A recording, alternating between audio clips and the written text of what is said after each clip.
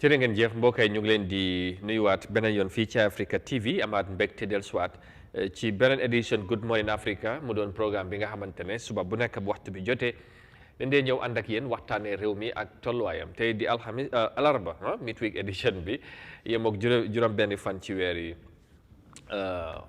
August 2025 ñu am mbégte lool dellusiwaat tey fas yéene àndaat ak yéen ci comme ni ñu koy defee waxtaanee réew mi.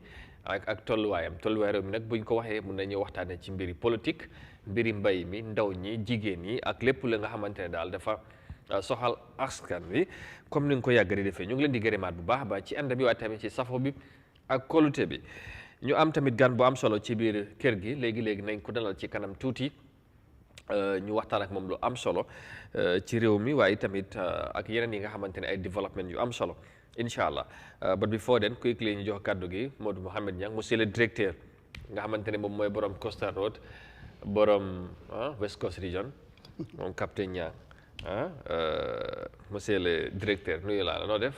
Lieutenant Kanté. la ma def lieutenant. yow loolu leen la jox. non man kenn joxuma benn grade. second lieutenant amuloo full sax de. waaw yow loolu moom yaa ko bëgg a initier. parce que yow nga ne capitaine nga teel foofu rek. mais man su ma gisee ak CDS su ma boppam ma seet. non jox la second lieutenant. man non not through you. amaguloo full moo tax. non man du ko jaar la ci yow man ak moom teg to teg. ok baax na. waaw kon nuyu naa la. fay naa la bu baax. monsieur le secrétaire général. non def da yaa ngi waaj mbir mi foo toll ci man. lan noonu suba la de. Amadou man la laa si elu ma def kay doy na bii kay bàyyi ma may la ay ñaan rek ay salaatu fatiha yu ñaanal la fan gudd wér rek. mun ñaan ëllëg kéeg bi bu fa nga indi ñu teg ko fii pour mu leer moom boo ko bëggee daw ma Missa Sow xam naa ne yaa ngay déglu ndax ma ko dégg bu yàggatee ma ñëw fi mu bëgg a reec laa si kay nu ma si jàppee moom waxoon naa ren moom nanaa ko ne ay salaatu fatiha la denc. waaw salaatul fatiha moom baax na. waaw yooyu laa ko dencal de. waaw may ko si ay yoo xam ne daal pour ñaanal ko rek mu màggal ko si at yi bari waaye ay kéeg moom daal. daaw mooy loolu dafa am lu xewoon si kéeg bi loolu moo tax. lan moo xew. but anyway sant yàlla comme fekkee neen ko rek. te yàlla baax kay advance am naa ëllëg la. waaw incha allah. waaw nag yal nañ ko fekkee ak jàmm rek. di xaar rek incha allah tamit. non amul problème ñaan bi ma fa amuñ ko teg nag. ëllëg after programme bi rek lu mun teew rek. non man after programme bi nii. am na bi nga da nga ma door ci xeer yi last year loolu nga ma fi def. last year I know year before last year kay moom everything was okay. non kon year before last la. waaw year before te loolu suma xarit moo ko def. donc mu nuyu sax by the way. all right anyway nee nañ la ñaanal la rek mu agsi ak jàmm. incha allah jërëjëf. nga maagal ko si lu bëree. waaw amiin waaye yow noonu. si barke Seydina Muhammad. waaw waaye di la ziar. delloo ziar ana suñu gars yi waa Costa Road. Costa Road am naa man sa diwaan nag. non diwaan bi daal fi mu ne nii xam naa ne su ma gisoon ku ñu mën a may ay tribu grabul fatal ni kàmb yi parce que léegi ñu ngi ëpp pax. pax moom daf day am waaye léegi dafa mel ni daal mu ngi bëgg a exactly fu yàqu yu gën a bari. ok fu concrete bi am si jumaa bi foofu dafa am pax mu ngi yàqa moto yu bari sax daanaka pour nga dem ñëwaat fekkaloo fa moto bu paane c'est problème. si yoon bi waaw foofu la concrete bi am nga dafa am wàcca. soo pax yooyu nag su moto yi duggee tembaat rek da ngaa gis ne dafa lifin dafa pax bi dafa yokk soo foofu from there nag ba si Johnson Neema bi ba mun ngaa wax ne sax ba Latrikunda mu ngi xaw a yéeme daal xam naa daal su gars yi mënoon na wax compagnie bi ñu ñëw ak lis su loolu ñu pax yi. waaw loolu de am na solo. ñi continuer si ak noonu muñ. parce que gars yi ñu ne. waaw xuy moo gën kamaj. waaw kamaj moom du jàmm. ñoo tamit ko amul ndey namp maam. waaw loolu la soo bu ñu ñëwee fatal ñu pax yooyu noonu ak lis. dafa ay xeeri grabul yi ni mu fata da ngaa gis ne ñu continuer si noonu rek te xam ne yàlla baax na xanaa ngeen am ku doon xalaat tali bu normal léegi yaa ngi xalaat ay ñu fatal la pax doo leen organise something foofu Costa Road président Barrow war faa ñëw fan loolu ana politicien yi ñoom ñu def waaw loolu moo tax ma ne kay yéen laaw mooy waa Costa Road because non Costa Road moom nga bundum moom yoon bi bu mu demee ba mu garaaw yàlla dafa indi xewal bundum président Barrow war a ubbi police station bi si diggi nawet daanaka boori fu naa ne towards the end of August xaw ma September so bi la mu gis empty bureau yi waaw gars yi ñëw def levelaat yoon bi at least mu tane ma ne leen ak ñun luñ fi wax yëpp billaay wallaay nit ñi luñ soona yëpp ifin ambulance bi bu war a jóg ci hôpital bi war a ñëw mu war a dem sax c'est problème xam naa problème billaay gars yi taxul sax ñu ne xaaral ñu yoon ñu indi ay machine si ñëw ñu level yoon bi because of the president is coming. rek ñi doon they had to do something.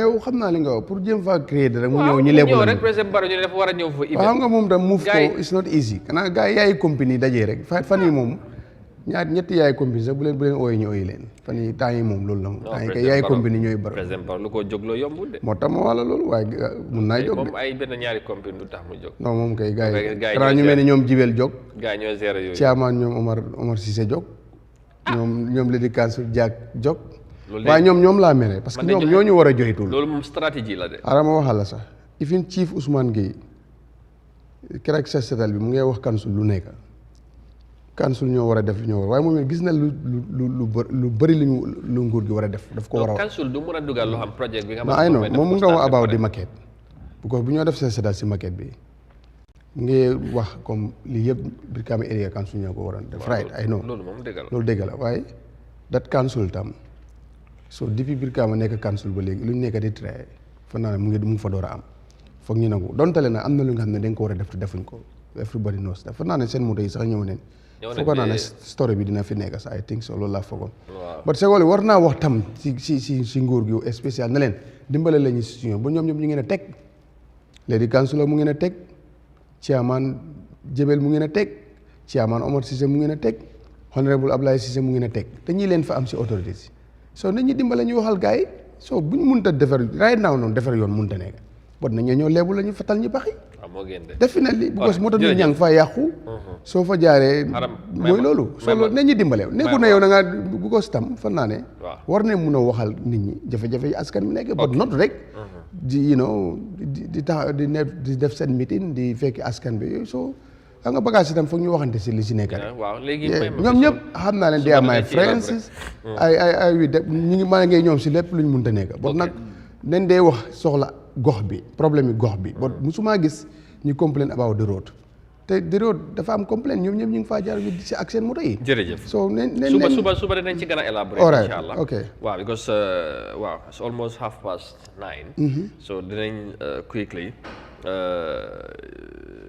jël short commercial break wala ñu nuyu suñ gan bi ba pare mu nuyoo su nuyoo ba pare ñu jël commercial break den ñu soog a nag ñëw ci standard newspaper la lañ xëyee te seen xibaar def ko jàngat tuuti rek benn ñaar ci headline si ak suñ gan gi moon ñang tamit mu react ci loolu laataa nag ñuy daal di soobu ci biir waxtaan bi bu baax a baax ndax am na lu bari lu ñu war a waxtaanee tey ci programme bi ñu am mbégte lool dalalaat fi renowned lawyer of course advocate tamit di lawyer Assane Martin bi nga xamante ne ñëpp ràññee nañ taxawaayam ci réew mi waaye tamit ku di joxe xalaatam ci doxalin réew mi ci yu bari surtout ci mbiri politique bi ak yeneen yi nga xamante yu fi jot a xew yëpp du dafay bokk ñuy bokk di taxaw di xeex wala bugg a jubbante yu bari ci liñ jàpp ne ñoom nekkut di dem comme ni ko Gambien si bëggee lawyer ñu amaat mbégte kon ni ma ko waxee dalal la ci programme bi once again and then ñu bàyyi la rek quickly nga nuyoo ak Gambien si ñu lay seetaan fii ci réew mi ak ci diaspora bi yëpp laata nag ñu ñëw dugg ak yow ci biir waxtaan bi. jërëjëf Amadou nuyuwaat leen di nuyuwaat seetaankat yi fu ñu nekk di nuyuwaat kër gi fii muy Eyeafrica nuyuwaat broda Modou Niang sa naataango di nuyuwaat di good morning show lu am solo ngoog yéen a ngi xelal di xibaaral Gambien si lii yëpp ci wàllum réew la soo gisee ñuy ñëw rek di waxtaan ñun itam di bokk ak xalaat mooy rek ñun yëpp dëkk bu dem kanam rek la ñëw seet Amadou luy solution bi kenn xamut waaye nag suñ waxtaanee dinañ gis bunta yi lii moo tax ñu jóg fu ñu waay di mën a ñëw di waxtaan wax suñ xalaat comme ni nga ko waxee rek àdduna noonu la ay xalaat mooy yóbbu waaye xalaat bu gën a rafet ñu jël nekkul ne ñu xool rek fu ñu neex wala fu ñu far wala lii moo ma nekk diw moo ma neex nañ jël xalaat bu gën boo xam ne kenn moomul xalaat nag kenn amul monopole waaye incha allah dinañ dugg si waxtaan bi di leen nuyuwaat Amadou nuyuwaat kër gi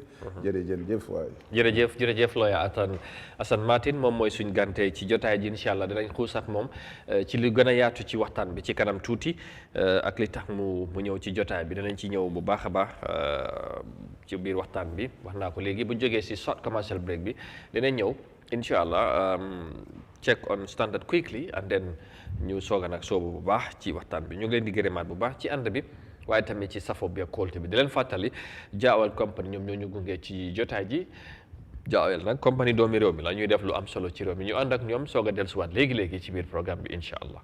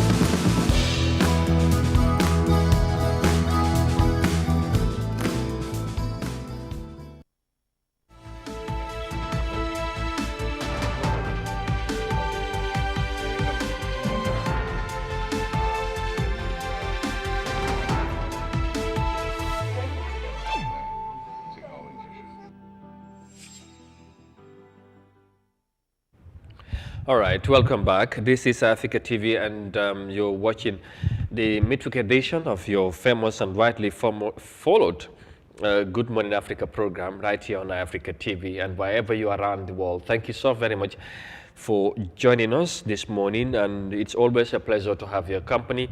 And of course, we will always appreciate that you are with us to discuss on issues and matters that are happening in the Gambia, the smiling coast of Africa. But of course, as we always say, when the need arises, we go beyond borders and boundaries to make sure that you are adequately and rightfully informed on issues that are also happening within and around the African continent, and of course beyond the source of Africa as well, and that we would never hesitate to do so for our esteemed viewers whenever we are here. And once again, thank you for choosing us, and welcome to the program.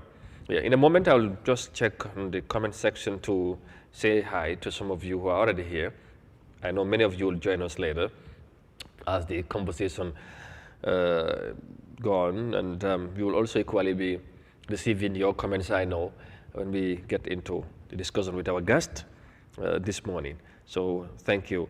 Modu Sanya is on the comment section. Momo Jitu Gaite, Modu, good morning to you, and thank you very much for joining us. And Mr. Faiseni, good morning. Ñu ngi lay nuyu bu baax. Mot Lamin Jai, as always, good morning to you. Jërëjëf, ñu ngi lay nuyu. Sa future presidential advisor mu ngi fi de, ma political specialist. Saa moom xam nga noo ko joxee lii nii yëpp, captain bi général bi ak yooyu, but amul problème.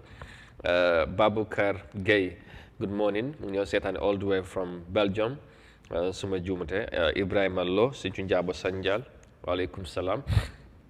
Mu ngi Spain, I think. Yuba Hydra, good morning to you as well. Yero Kande, good morning to you as well. Thank you very much for being here. And Mr. Pamoudou Diop, Mr. Diop Jerejef, good morning to you. And thank you, as always, for being here. Okay, yeah. All right. Wow. Mr. Diop daal mu ne ma wax la ne mu ngi congratulate Yankuba for the new Mbalit vehicles. Exactly. Yankuba Dabo, the Brikama chairman. I am expecting them to come to my area for collection. Yeah, I hope they will come to your area, because I can vividly remember when Sirifo Bumfitoge, the what about these trucks, the fake don't complain about, you know, saying they give truck. So they are in the process of buying this kind of trucks. Then ease some of the West management challenges you can face on different locations. So, just try to link them with the councillor.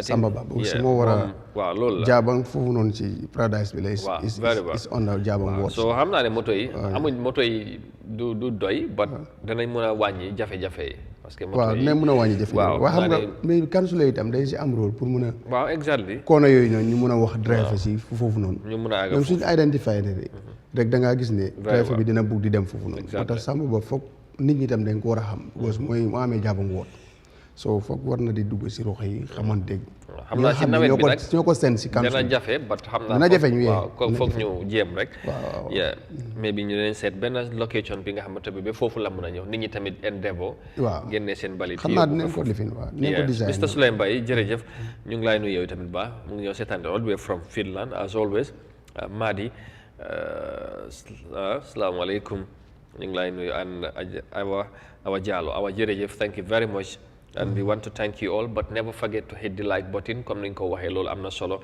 and ngeen mun a tamit di share wala di partager yëf yi dinaa ñëw ci Facebook bi tamit so quickly ñu jël just few minutes ñu check on the Standard newspaper then ñu ñëw ak lawyer Assane Martin ak Ñang ñu def ci jàngat quickly laata ñu nag dal di continuer ci waxtaan bi so quickly Standard ñu ngi report tey ci alarba bi 2 men in court for homosexuality boobu bokk na ci and as you can see another one inquiry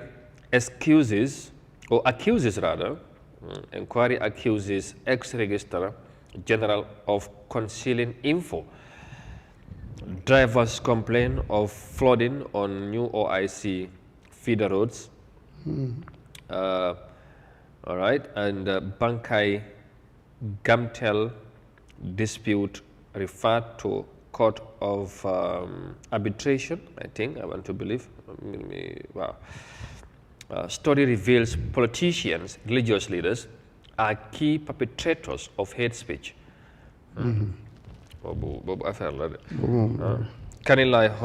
Kanifing Hospital inaugurates new emergency ward. Minister Keita takes over chairmanship of African caucus of IMF, World Bank.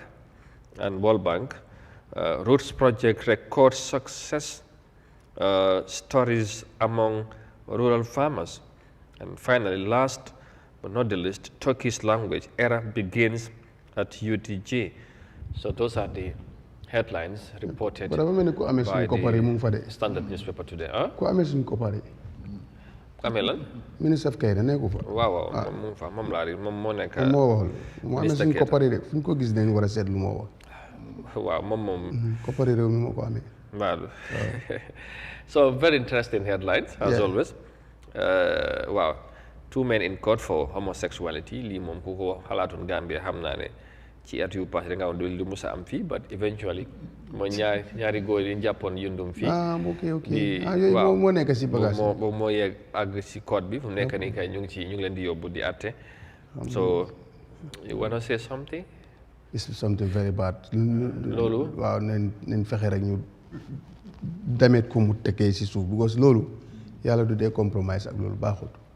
It's something loo xam ne ba pare ay xale yu ndaw ay doomi jullit yu ndaw bëgg si ñun dañ am leneen luñ mën a xeer suñ ndaw ñi si lii yóbbu réew mi si kanam lu uteeg lii because lii amul benn njëriñ waaye nag ndaw ñun am na lu ñuy xalaat si ndaw parce que réew mi fu mu toll ni ndaw ñi lay si yaakaar ndaw lu gis ku am future ku bëgg ku am future yóbbu réew mi si kanam ku am future pour moom itam ëllëg façon ndaw yi leen soxla ba ndaw yi taxawaalu di def loo xam ne ni yàlla bëgg ko yonente benn diine bëgg ko def ne loolu te loolu bu ko Gambie buñ ko toléré sax waaw bu ko réew mi toléré xam naa ne am na news bi sax comme génne woon dat maan mu ngi fa sax moom tam ñuy taxaw naan ay affaire human right ak nangam bot doon lu ki fatal nañ seet comme que loi bi nangul ko nañ si def lu si war rek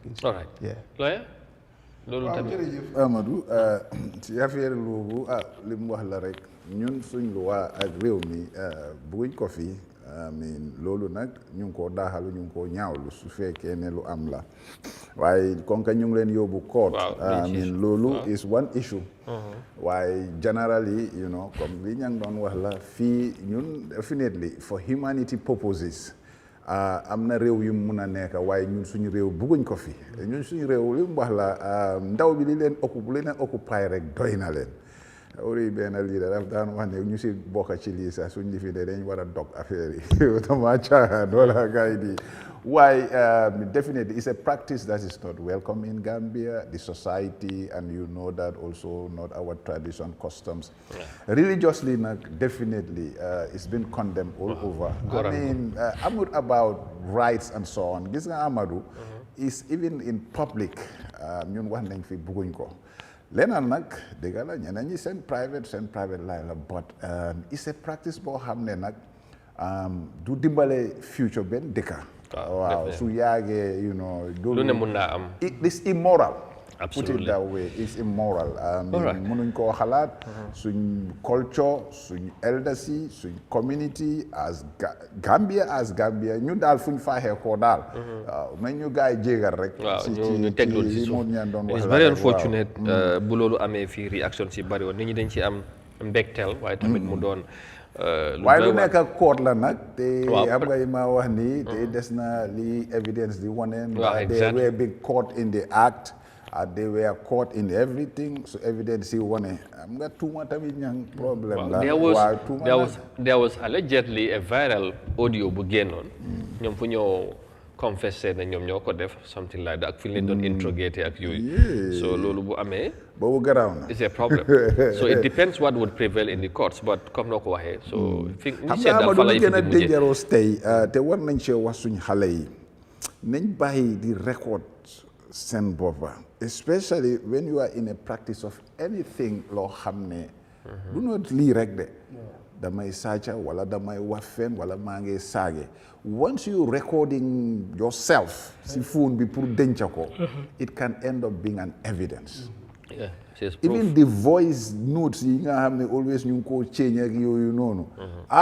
léegi gis nga Amadou ñeneen ñi suñ soo dee voice mode more than 2 seconds sax doy na understand nga Amadou na nga def fan nga nekk moo gën waaye nekk foofu nga seen voice note boo xam ne sometimes you know gars yi nekk audio yoo xam ne ay 3 minutes nga ñëw wax fa loo xam ne tamit ëllëg mun nga cee wax gis ko so moo tax dañ si war a jàngal technologie bi sonal nañu te suñ ko bàyyee tamit loi daf ko war a guide waaw dëgg la man I agree ne you know everybody's freedom of expression is be there but it has to be guided moo tax ñuy indi yenn laws yoo xam ne Amadou tey soo gisee most of us that yaa ngi sort fàtte this insulting law bi gars yi indi understand nga on all those things am nga ñeneen ñi mënuñ ko doo ko mën a condemn because moo ñang nit hey teg rek xool nit rek di buddi waxuma ne doo complain ne dëkk bi xam nga neexut wala ne Mr Martin yow demal fale loolu man soo ma ko waxee loolu waroyu ma maybe saaga yi ngay wax I would just take this opportunity ma laajte la sax yow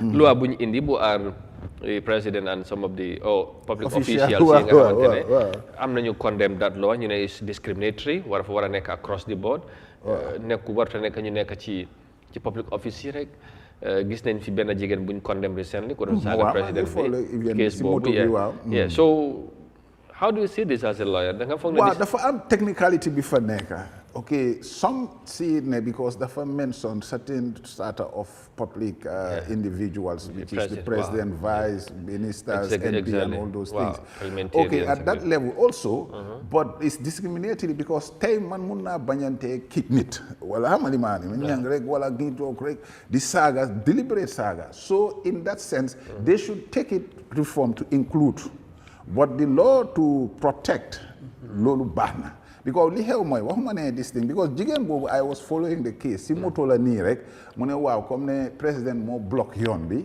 out of frustration mu wax nekkul nag everything that is uttered gis nga nag foofu nag dañ war a bàyyi xel lu ñu yóbbu court yi war nañ koo seega xam nga rek su ma otayee suma frustration also through xam nga waaye kii na dem fale waay understand nga xam nga saaga da nga am pour define ko in a way am loolu mooy suñ problème kii ku ñaaw la ndax loolu saaga la dégg la kilifa nga waaye yow da nga ñaaw understand nga ndax saaga naa la understand nga wax ni man bi ñoo wax yeneen ñi da ngaa gis ñoo xam ne audio yoo xam ne before dañoo toog di budil nit understand nga di tibee fu garaaw loolu di nga xam ne is deliberate xam nga law also goes with intention it has to be defined foofu nag mooy yëfi intent boobu noonu moom lañ war a make sure mu nekk proviso si law bi xam nga loi mun naa saani football mu dal nit mu gaañ ko waaye suma this thing was to play football.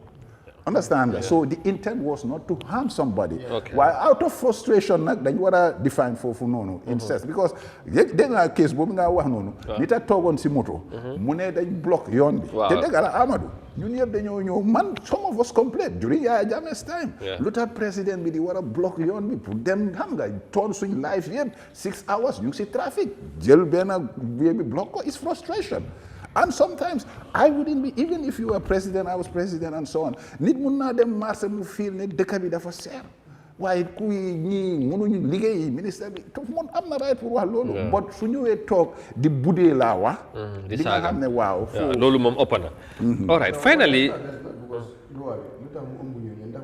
loi bu nga xam ne ni. ifin man ak yow dañ si war a bokk. waaw boobu man d'accord naa si. waaw waaye xam nga li xew mooy ñeneen ñi nag suñ exchangeante da nga leen notify waaye maybe mu saaga ma saaga ko waaye bi ma wax noonu. xool nit ki rek. di seen businessman wala di seen somebody. ma toog rek mere naa ko because of lii fi ne. nga dem record sa audio. waaw comfortable li nga tasaare ko di wax ci lawyer li nga xamante ne xamuloo ko wala di saaga rek. waaw it shouldn't stop to just MP councillors. no it should go down the wire. all right. All right, that's am na solo. Maybe finally before we move on, mooy this study gis naa di NHCR chairman Emmanuel Diouf moom moo nekk ci nataal bi di wax ne study reveals politicians, religious leaders are key perpetrators of hate speech. mel ni ñoom yéen a kaddu li kaddu bañante wala xaajoo ci suñu biir loolu gestu moom moo ko feeñal te séentuwuñ ko woon si ñoom waaw léegi nag loolu bu amee especially ci réew mel ni Gambia ak lu ñoo waajal ban jàngat nga mën a def ci loolu. I may agree with him to some extent ne dëgg la understand nga xam nga Amadou ñun suñ politique dañ ko dee def ak emotions mooy ne rek dañ ci dee bugg a def xol am na ñett ñoo xam ne duñ dee nekk ci executive yeeg yooyu ci lifin but majority of the times militants becomes a problem.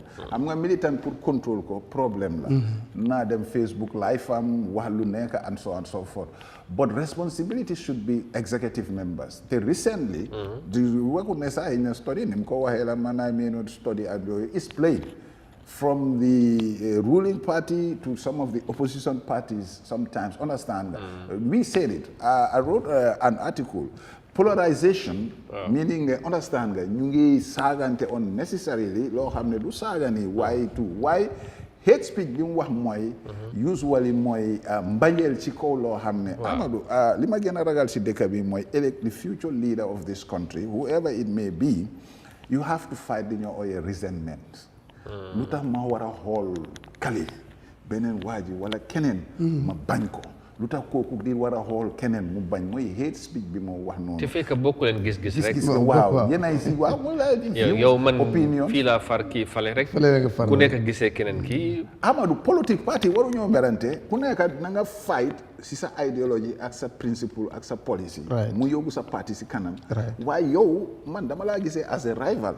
da nga bugg a dem éega fële man itam dama fa bugg a éega yow waxal ni la neex waaye waruma toog joof yi jóor la loo xam ne amut understand kii tamit toon wax si suma private life loo xam ne amut wala ñëw xam nga yóbbu ko up to the ethnic issues understand nga bi tamit hate speech bi moom wax dëggaane militants yi dañ ko war a demee ñu demee xel parce que dama ko wax tam mooy ne common sense and good judgment moo ñu mun a indil a decent politics Amadou but dëgguma la sax nga baal ma but we have people who are our leaders, politicians are people ñu leen gom bugga leen ñu jiite religious leaders tamit the same su fekkee ne if these people are deemed to be ñoom ñoo nekk di instigate hate speech ci dëkka that's worrisome. It's very worrisome. And in fact sax donguma la balaa ña ngi ñëw nit ñi waruñoo toppa ku mel noonu man Amadou politics bu ma gis ni I sat and I go to every people we can be in the same family we have different views loolu yàgg na fi some of us ñu parents yi ñii ñu ngi fële and so on loolu mu ngi fi waaye accommodate dem politics loolu la gis nga affaire yi politics sax dafa mean to mention politics moo tax man dama dem ba gis ne you know, comme li ma waxoon over 1960 years in Africa since colonial eras in most African countries politics daf leen delloo gannaaw because politics culture la boo xam ne foog léegi dañu war a seet dépasser loolu indi development oriented politics du maa xool li fi lan la Amadou wala mun teg man tam lan la mun teg waaye ci lan kii lii la kali la waaw unnecessary yaante der ak yooyu non jaru ko mon ñang sa réaction ci report bi comme ni ko story bi waxee tey su fekkee ne kilifa diine yi ñi nga xamante ne yaakaar bi foofu la bu xaajoo am ñoom ñoo war a am yenn taxawaay pour boole politicians yi tamit am na yuñ boot léegi nag bu fekkee ne xaajalool bi ci ñoom lay jógee ak yenn kaddu yi xaw ma fuñ jëm waaye tamit est-ce que kon taxaw seetlu jotut pour ñu bàyyi xel ci yenn xew-xew yi ci biir de surtout ci réew bi nga xamante ne ñu ngi waajal élection fii daanaka at ci kanam. waaw lu am solo la nag waaye xam naa ne daanaka boo ko gëstuwul sax mun nga koy xam ni ne loolu mu ngi am waaye ci kilifa politique la gën a bari den ci kilifa diine yi.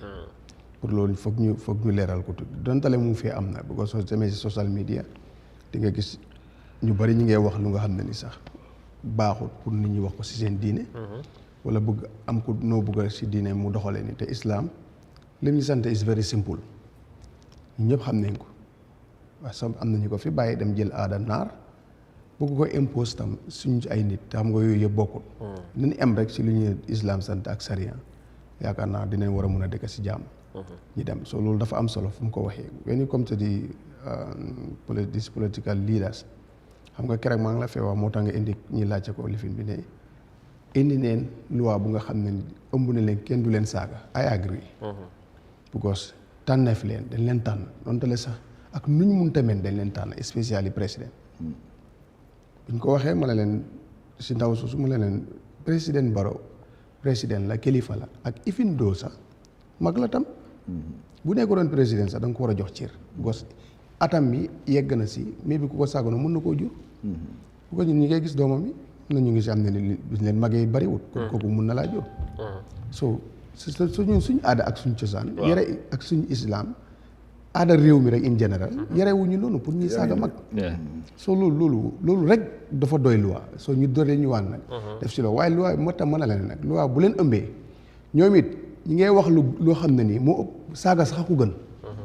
because ministre si waree toog ne diw pour mu nekk fi jaral nañu suñu deret loolu wax bu ñaaw la man loolu si politicien si la bokk daayet moo tax ma ne c'est leader c'est leader loolu moo tax ma wala loolu moo tax am nga loolu politicien moo ko waaw nga moom te yow yoo xam nga ne ci fu ko doon wax waxee ci politique rali come on man loolu la waa ji di wax ni ñu bàyyi wax yooyu saaga sax ku gën kuñ ko gisee tamit parce que yow bu la ko jaralee mu jaral ko ma Samba mu jaral ko ma Demba ma Demba bëgg la koy xeeñ ma Samba bëgg la koy xeeñ lu muy indi deret mënu faa génn soo loolu wax yooyu daay c'est loo tof luñ mën a wax si dëkk bi si lépp pour nit ñi ñu gëm la sànni la dañ lu différent ak loolu en tant giving direction Martin lu ma neexul la rek tas te wax na sa lii boo ko leen gis-gis dañu war a arrest Martin the law is here bàyyi loi bi mu def yoonam if in Minister of Justice sax amul wax right ne dañ war a arrest di sàngam because the law is there Martin moo ma gën a xam ne si yoon soo joxe those direction yi in a rally jarut ko you have so many things to say loo xam ne nii nit ñi mun nañ ko gëm ba topp la and loo xam ne nii yow yaa ngi ko war a defal nit ñi sax defuloo ko nga wax leen lu tax defuloo ko ak li nga bëgg a def ak li ngay def loolu yëpp dafa doy wax moo tax nag ñi jiite diine ak ñi jiite ci kilifa ñoo war a nekk exemple bu ñu indi loi bu leen ëmbal kenn du leen saaga ñoom it neen ëmbal nit ñi bu ñu wax luy indi fitna ci réew mi waruñ ko jekkut sax muy génn ci ñoom am na ñu nga xam ne ni militaires yi kii wax sax ay leader ay militaires yi ñoo leen tane parce que loolu kenn warta nga xam ne ni yow bu la saa yoo la neexee gis président waxi ñaaw yooyu di génnee ci yow that's not correct soo yooyu nag moo tax dañ ko war a bàyyi am na lu bari lu ñu mën a mun naa mu problème yi am si réew yi yëpp hate speech moo ko dee gën a indi soo nañ ko moytu amul njëriñ ba pare after that ñu ñëpp ñoo fay des lu bu jeexee jeex na ñu bàyyi suñu xel loolu te xam ne politique moo tax ma day wax ne président yi man su ma nekkoon président dana jafe pour ma óolu nit de parce que problème soo fa demee ñooñu ñooy demaat liggéey ak keneen président soo ana kooku loo naka la loo leen ko wax xamoon loyalty si dafa am waaye président bu some people they are there soo bëggee def li la du sonal mooy defal li sa askan bugg. thank you. nga def li war some people they are not soo bëggee déglu ñeneen ñi nga xamante ñoo la jege. ñoom dañ lay dugal ci yi nga xamante ne pour seen intérêt rek ñuy coow fii nga foog ne ndax seen xol bi président Barrow moo fa nekk. xam nga dëgg wax naa la ko fi keroog. jos moto yi ñu amee si tiranga buñ nekk si position yu nekk and they are saving those persons not to believe président Barrow. loolu mooy dëgg. loolu danga la ñu gën a bëri si ñoom loolu la rek. boo su nekkee fii di wax di xas ni nga fa ne yi non mooy loolu. jooju ya bu mu lu si élection yi. waaw xam nga dafa teel a nangu results yi. waaw balaa gars yi di sax mu xool bokkaay bu nekk nii. waaw ñu ko jënd si jege ñu ko jege commencé ñëw di ko influence. ici. mu ne yow di nga teel a dikk at nangu xaaral di dem war a vérifier here and there mooy leen non man am na ñuy ñëw sax di wax ba di jooy. pour lan ci information yi ñu mooy leen non ñàkk nañ élection yi ñàkk te man damay dem. amul fii nii wax yi nii boo koo dugal ci ay gite ngaas. léegi mu ngi nii free na fu nekk dafa bëggee dem sax di play and football. léegi ma xamal la benn affaire léegi ñaata président ñoo fi jógee.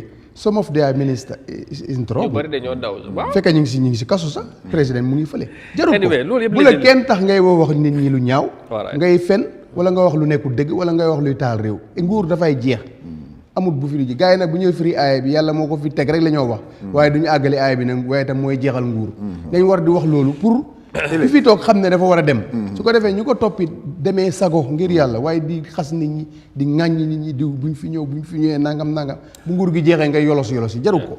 te loolu yëpp dafay am jaru ko. so it's almost 10 a.m. according to our studio clock ñu ngi leen di gërëmaat bu baax and thank you very much ci ànd bi ngeen di ànd ak ñun suba bu nekk bu ñu ci tolloo ci programme bi ñu ngi leen di jaajëfal bu baax a baax.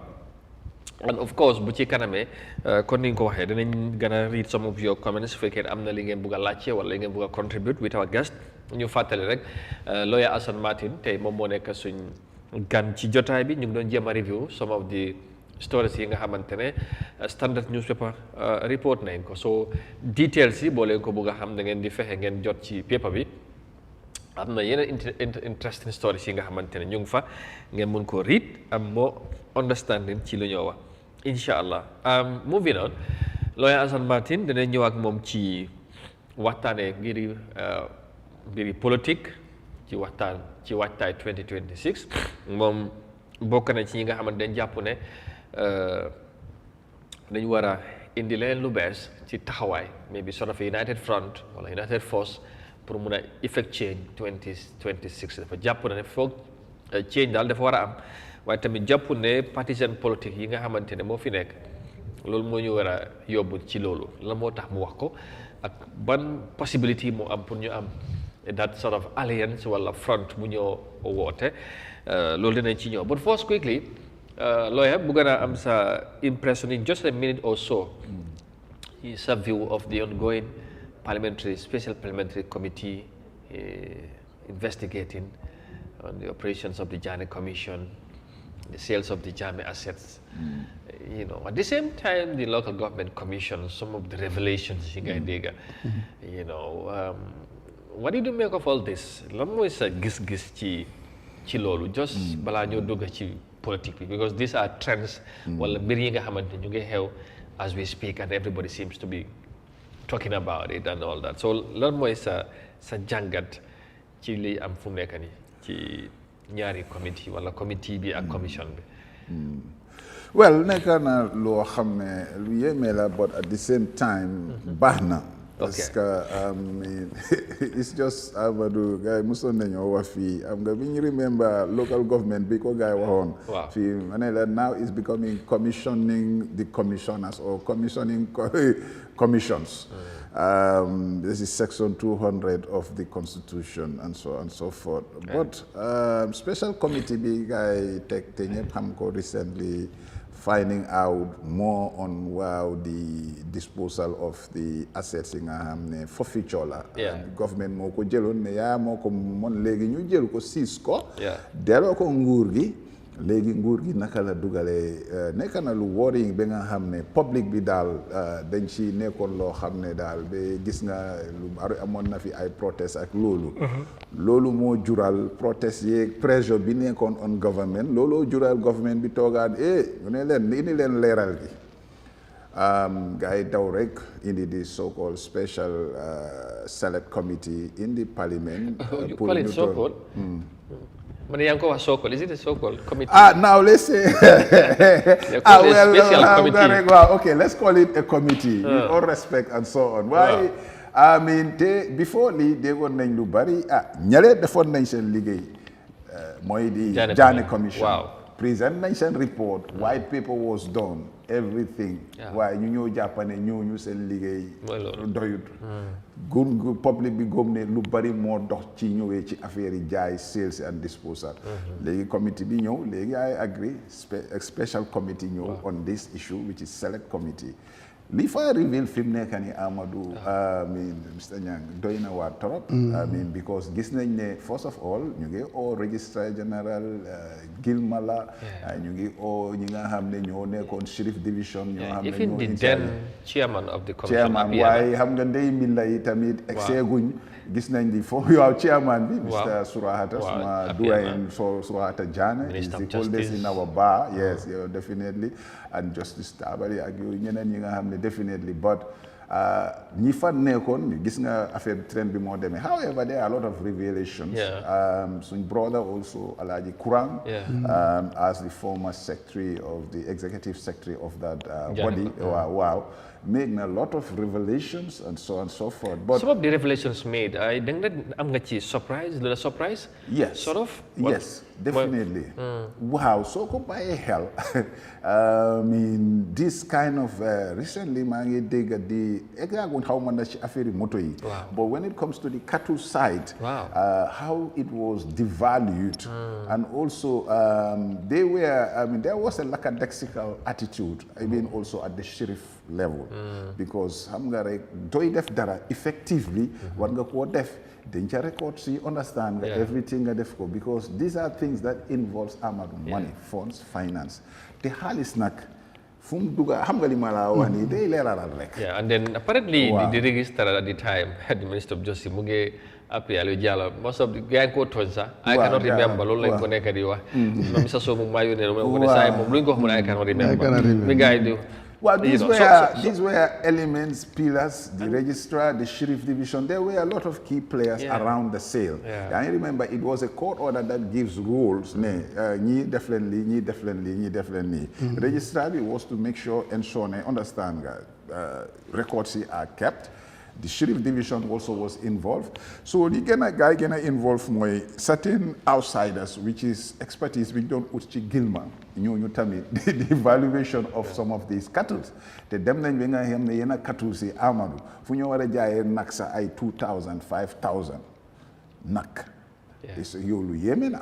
Understand nga li ma wax ni ana lan lañ ko doon jaayé lolu okay fogu mom benen affaire la but the revelations are very distinct that definitely it was not proper at this moment but ndey mi lay ñu ci yoon indeed finally balama indi ñang ci lolu yow initially when the committee was about to be set up wala buñu waxé nañ ko taxawal wala ñu waxé ñi ñoo ci bokka surtout buñu waxé né Abdoulaye Cissé am mo nekk di chairman té mu ngi bokka ci parti BNPP ñu bari dañu amon doubt jàpp ne dara du ci génn but apparently gis naa some people have started shifting am yaakaar léegi wax ne so far liñ gis am nañ yaakaar ne daw bi light at the end of the tunnel ne truth bi mun na dëgg bi dina feeñ parce que seen taxawaay may na leen that yaakaar absolutely no he has to do a good job Amadou it was a pressure from the public. And remember, there was a protest also. Absolutely. We have to take note of that. Gambians, Gala, I'm representing youths, representing the Askanbi, Nogena Senior, Lead, Lerut, and so on.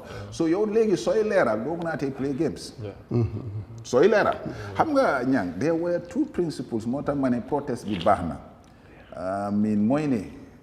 Governance Amadou ñun yëpp dañ toog fii bugga nañ ngi bugga nguur buy ñëw ëllëg nguur dafa am lu ko tënka ñaari affaire la the principle of accountability ak the principle of transparency Amadou nguur loo fa mën a toog billions yi nga am yëpp ministry yi yëpp dañu war di leeral moo tax yow gis nga ko every year public accounts committee ñi ñëw ñu oola as a minister ngay ñëw di leeral that is your job if you cannot come to parliament to explain basically liñ la dénkal liñ fa jëlee loo mënuloo leeral mënuloo doo mën a doxal nguur secondly accountability mooy lan rendre compte konti boo i ñante konti boo la le koy ndiroo loolu moo tënka nguur Amadou soo man su ma la dénkee bon ña saa bu nekk ma jënka la 20,000 saa bu nekk nga ñëw nga ne ma 20 baa ngi nii damaa dem rek relax waaye ma ñëw yoo xamuloo fu ñu ko dugal kii xamuloo fu ñu dugal xaalis lii mu ngi fële saa waay te ñun yëpp ñoo bokka si nguur gi looloo tax so in short am na fi nga doon laajte mooy ne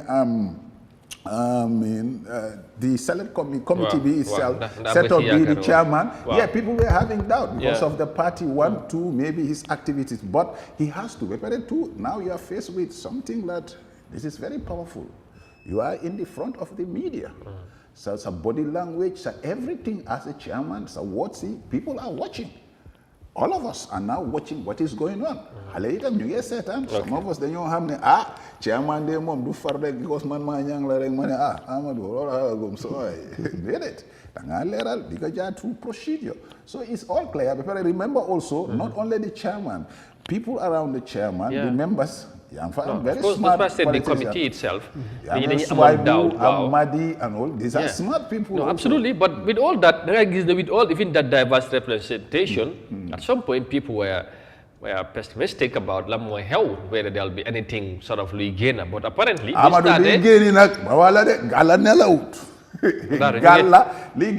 revelation report. Wow. No, citizenship hearing si lu fa nekk di génn laa wax loolu laa wax ma ne ñu bari dañ amuñu yaakaar but so far lañ gis yaakaar commencé na am ci ñenn ñi ma gis ñuy wax mu ngi leeral waaw exactly maybe dégg bi obviously or eventually mun naa am ñu xam lan moo xew wala naka la yëf yi su dul lépp waaye lu ëpp ci liñ doxalee mbir mi maybe dana am lu ci leer ci ni ñu bari di sàkkoo ci mbir mi mën ña waaw am na solo nag because man tam nag bi ñu waxee ne tànn nañ ñu koy def ba pare xaw ma def nañ fi programme. waaw ma ne la mbaa loolu dina nekk dina am solo waaye xaw ma ñu fa nekka waaye bi ñu dooree di lim names ma gis fa some people ñoo xam ne ma am yaakaar ne waaw duñ fooguma ne dinañ wañ seen loxo oo dinañ fa nekkee ñoom lu leen ne te duñ feeñal dëgg bi so ñu départ ma gis ne nuñ nekk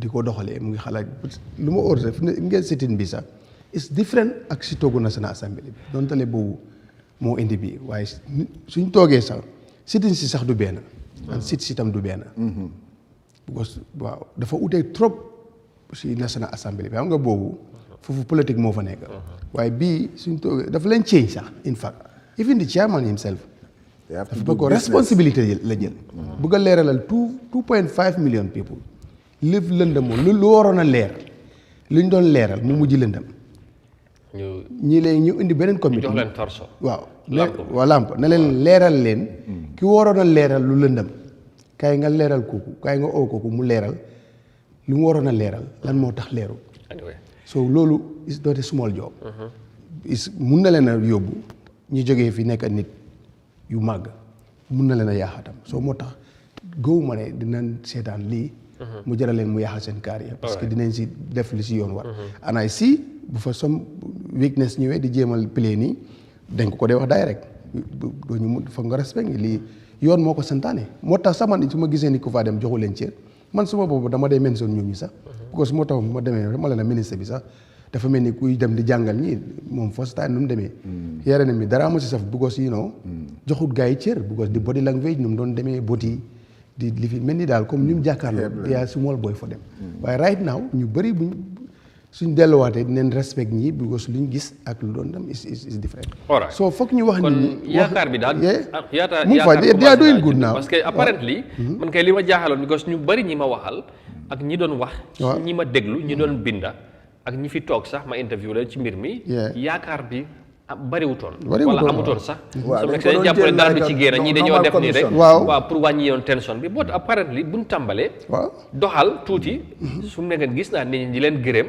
taxawaay committee bi te di leen di ñaax ñu maintain ko luñ nekk doxale mbir la moo xam ne amul dafa mën a defar mun na leeral seen ëllëg ci seen carrière ban mun na ko leen demal so suñ ko tegee si yoon mu leeral seen carrière buñ ko lëlifinee rek mu yàqal leen so loolu ñoom ñi fa nekk nii gom naa ne loolu leen ko jaral. te Amadou mooy li kii doon wax noonu gis nga moo tax Jammeh commission bi xam nga léegi dafa mel ni xam nga nit ñi coow bi jël dem na ba nga xam ne dañ leen xam nga li ma wax waaye léegi yaakaar bi si ñii la nekka waaw moo tax commission bi xam nga tamit moom laa doon wax ne as a whole body su fekkoon ne tey ñoom jaar nañ xam nga niñ ko waroon a defee lii génnut wala galeen jaay nañ def nañ yëpp xëy na duñ doon amaat na duñ doon non absolutely waaw loolu moom mooy dëgg anyway ñu move on léegi ci politique bi xam naa lu des ci waxtaan bi yëpp ci politique bi lañ koy defee lawyer Assane Martin sa jamono ji daanaka li ngeen gën a nekk di dox di ci taxaw di kon def consultation di ci waxtaan mooy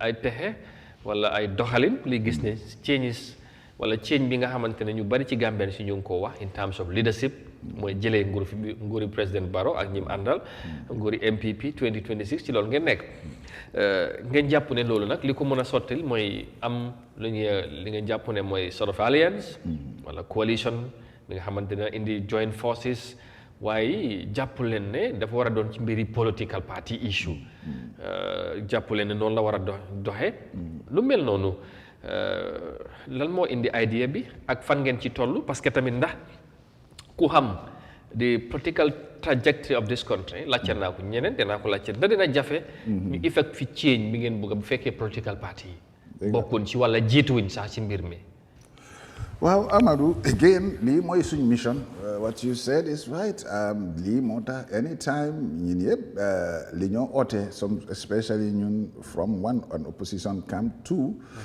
Amadou affaire bi yëpp dafa sës si lu ñoo ooyee di political culture boo xam ne moo ñu nekk di xont te I always ñun yëpp dañoo refer to la fa nekkoon démba for over 60 years politique ban bañuñ ko is a way to govern but political culture bi fi nekka daf ñu sonal bi nga xam ne gëm nañ ne ba léegi su parti yi continuer di def li ñoo def dëkk bi du mun a muuf fi ñu ko bugga Amadou dëkk bi ña ngi wax nañ ko fii lii xale yi ñooy moom because it's a generational thing loo xam ne da nga war a pass from one generation to another okay the founding fathers all African countries there is a political culture boo xam ne through colonialism lañ jël political party ñooy nekk structure ñoom ñoo daan govern but gis nañ ne politics as in politics saage bi haste bi jënd carte yu fële yaay company by company culture la boo xam ne is not helping governance because politics bi soo gisee ñu ne léegi tey ne ñun pour ñun comme yaa ngi ko wax ñun suñ maas gi li ñoo dox mooy development oriented politics in Gambia tey te duñ ko buggee sës rek si political party daf dee difficult because ñoom seen agenda seen policies usually is almost the same thing rek the same similar thing so di nga gis ne you may call for a radical agenda tey mënuñoo toog di xaar di politique loo xam ne dañ ko war a solve Amadou soo bëggee solve health care nga xam ne lii da nga war a indi def lii understand nga def li war a am garab ak yooyu wala nga war a def yoon tey yaa ngi ko doon wax ak imagine bi nga discuss opponent bi yaa suma brother bi fii nga ne ko West Coast te moom mooy borom West Coast xam naa ne mu laa woon ne ndax dañ am pour dem lijjanti Barrow ba war a lijjanti ay yaay compine sax nga xam ne pour Barrow mun a ñëw loolu lu tax bu war a éega foofu damaa joxoon exemple philosophically because mu laa woon ne politique bi la dañ am pour dem naxaate sax pour dem jëli président mu ñëw ràññee suñ mbeeda yi xam ne dañ ko war a defar pour lan man dama fa teg Modou Niang wala dama fa teg Amadou wala dama fa teg somebody dañ ko fa teg pour mu ñëw xam ne dafa war a liggéey loolooy affaire bi waru ñoo dem di la neexal Amadou ñu ngi laa fay suñ taxpayers money but back to li nga wax nii the strategy that we are ñun suñ mission mooy dañ gis ne politique bi daf ñu hold back so one waxoon naa ko fii bi ñoo launch especially you remember a year ago in August gis nga tey almost 1 year almost now ne ñun dañ jóg pour fóot su yoo ànd ak parti sax parti bi na nga make sure ne suñ agenda soo si àndul mënuñoo ànd ak yow one two te wax nga ko fii it's going to be a united front we call it the third force boo xam ne is going to be what we call the Gambian affair our effort suñ mooy ne lépp loo xam ne movement la lépp loo xam ne nekkuloo di politique for the sake of politique dañ bugg a Gambians yi including moom ñam mooy di 45% Gambian boo xam ne they are silence mass nekkul ne everybody ñoo bokk ci political party nekkul Gambia fii soo ku def mistake boobu yaa ngi foog ne political party Amadou fii dama ko wax soo doon def statistics sax gis nga ko from the last election data ok so joxee party bi nga ne am na 330,000 or 400,000 votes the second party nga ne 250 or 238,000 votes and so on and so forth politics soo demee every trend ñun soo ko xoolee man maa ngi nii di tey from year 5 years sax lifin daf dee wàcca dwindle daf dee wàcca but again pour wax la rek pour gàttal mooy ñun suñ tànka mooy we want to build a third force with a radical agenda to fix the country it has to be development oriented solution politics not di dem fële utan too much yaay compine bi moo war a jaay musóor sande la yaay fii tegal toogu yu mag yi fii understand li ma wax nii Amadou nit ñi ñu ngee soona but this has been the culture it has been the trend ci ni nga ko waxee léegi jëlee fii loolu li nga xamante ne dafa wax ma la dafa taxaw rek de dafa am ay roots yi nga xamante ne dafa sax dëgër yaa ngi talk about 60 years or so I mean doctor I mean lawyer Atama loolu est-ce que yéen def ngeen xayma wala evaluation xam lan ngeen war a def parce que tey bu fekkee ne naa ngi bëgg a denounce partisan politique bi nga xamante ne bu ñu waxee politique rek ñoom ñoo ci ëpp doole ñoom lañ gën a ràññee loolu ku la dégloo xam ne ñii dañuy they dream no waaye it has to be because nañ xool yeneen réew tey ñu fi nekk réew yu bëri yi nekk suñ boor you can see that they have a movement of radical agenda building up Gambia rek lay gis most of the time telling nga I may agree route bu fi saxla te route bi tamit suñ toogu di ko seetaan rek Amadou duñ dem foog mu am ñoo xam ne moom lay wax ni but it will also based on the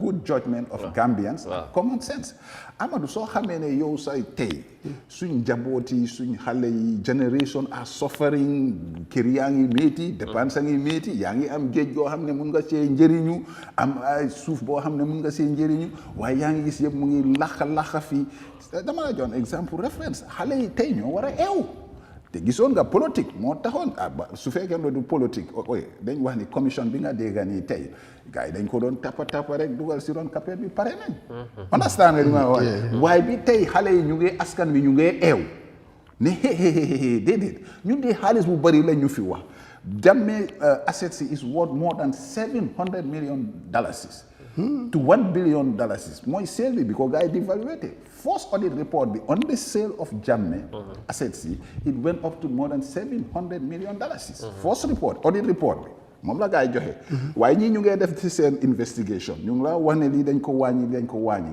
te approximately Amadou yow déggoon nga ko fii biñ dooree ñu ne biñ xaymaye Yahya Jammeh value is more than $1 billion 1 billion to 700 ana 300 million bi tout no moo ñaan nañ ñu wax 700 fi man problème sax bi ma am suñ xayma yi ak commission bi su paree Amadou suñ $700 million loolu lay laaj ay gaara ndax dañ ko jël dugal ko si poos yi suñ poos yi at the street level di kër ndax dañ jël $700 million after bu ñu defee sale bi ba pare dañ ko teg fii dañ la musa waa dafa am special account boo xam ne foofu lañ dugal $700 million bi déggaguñ ko si bagage yi. nañu saaj de yéen journaliste yi am ngeen liggéey de.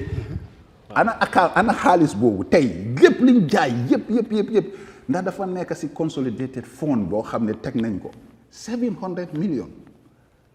it's not dama laa joxoon ana xaalis boobu sax. jam nañ kër Jammeh amoon na kër Potomac in America. worth more than $3 million. $3 million wécci ko si Gambian money. That's more than $170 million rek. Yeah.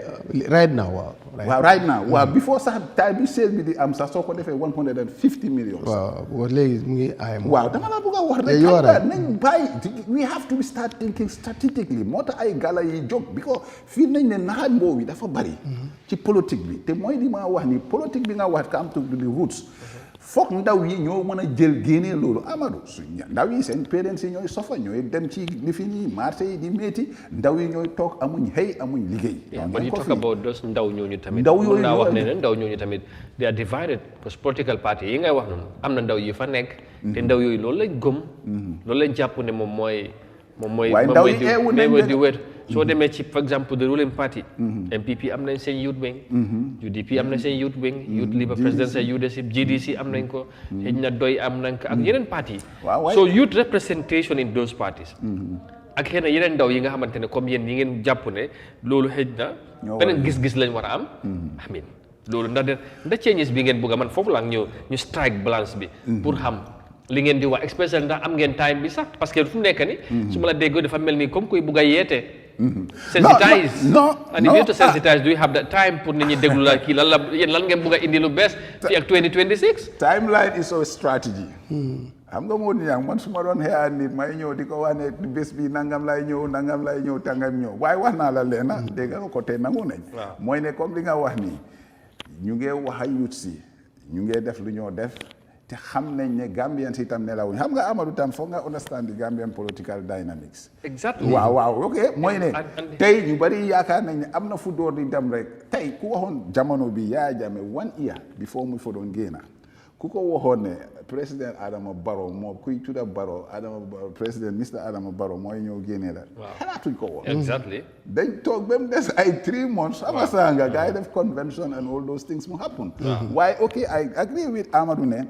ñun ñu ngi def suñ liggéey xam nañ ne ndaw yi eewu nañ eewu boo xam ne ndaw yi tey suñ sensitization mooy partisan politics is not helping come to development oriented politics. Development oriented politics mooy movement si united front bi or a full political force boo xam ne mooy ñëwi comme ma jox la benn specific timeline daal fu start we have couple of few months to go we will be projecting what we're going to project and then we will do what we want to do. But as I just say, pour gàttal ko si mooy ne rek duñ xool parti A or parti B. dañ bugg a Gambian si Amadou teg noto fi wax nañ ko fii. the silence mass of 45%.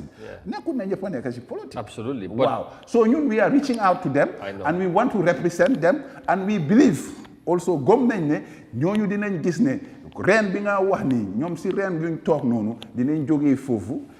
green yellow can turn green can turn. loolu la Jammeh waxoon. but doctor the reality is comme ni nga ko waxee Gambia dafa amee. culture am na political trajectory. xam ni arena bi nuñ mel. est-ce que di problème du nekk su fekkee da ngeen bugg a sideline about political party issue ne. loolu du mbir mi. no you talk about the change bu am 2016 but lan moo indi change bi. political parties were at the forefront. ñoom UDP. ñoom doy. PPP. and others. ñoo ñëw boole seen doole. and yéen ngeen jàpp ci ak ñeneen. te and then okay and fi loolu boo ko xoolee am na ñoo xam ne the context. 2016 and the context 2025. 26 kay. 2026 is different. 2016 2025 2026 it's not the same. exactly it has so loolu soo ko putee into consideration. do you think li ngeen bugg a def. dana mujjee sotti. waaw non parce que moo nekk mbir mi tamit the end result. parce que daal soo waxee Gambian politique lan lañ laa wax. is either NPP. or UDP. léegi-léegi bu ñeneen ñi buñ try sax ñu ne maybe dina la sax these are the two men. waaw waaye sorale for instance. waaw exactly maybe you have GDC you have DOI. but even that.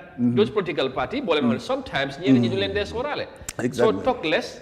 li nga xamante ne yéen da ngeen ko bëgg a toggalu bees. exactly moo tax gis nga moom laa wax nii sax gis nga li ñoo def nii movements upon movements will be coming dama laa jox exemple contexte bi nga amee noonu mooy tey sóoraale wu ñu bari dama laa jox rek for instance there are a lot of pressure groups there are a lot of movements yoo xam ne they will converge and come together. dama laa jox tey yaa ngi ko doon waaye in the context ne sax sóoraale wuloon ne lu mel ni Gala tey dina génn dama laa jox exemple. but Gala is apolitical. waaw apolitical. that's what they're claiming. but we don't know yet. they are claiming to be. we don't know yet but come back to li nga wax nii. lu am lifin la because Gambian si ñoom moom seen réew.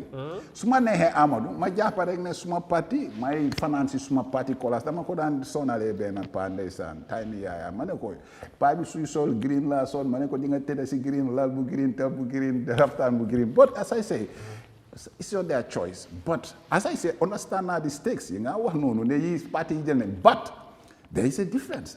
People determine. APRC, learn more in the APRC divided NAM, learn more in the MPP, and another divided segment. Yeah, go this. So, Mongla one politics that for dynamics. The for dynamic benga hamne. Munulo says 2016 nila melon, come 2021 nila melon. So 2026 that for change. So that means in 2026, Samuna neka tainin human film neka ni doina movement right.